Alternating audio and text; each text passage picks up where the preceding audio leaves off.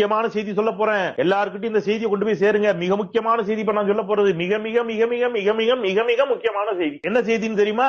விஜய் போன வாகனம் இருக்குல்ல, அந்த பேருந்து, அந்த பஸ், சொகுசு பஸ், அந்த பஸ்ஸினுடைய சிசிடிவி காட்சிகளை ஒப்படைக்க வேண்டும்.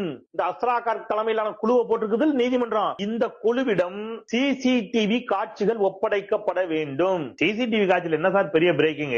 அவன் பஸ் போகுது, முன்னாடி 2 பேர் சைடு எடுத்திருப்பான், கீழே விழுந்திருப்பான், அதெல்லாம் சிசிடிவில பதிவாயிருக்கும். அதானே? பேருந்துக்கு வெளியில இருந்த சிசிடிவி காட்சி மட்டுமில்ல தம்பி, ஆப்பு என்ன தெரியுமா?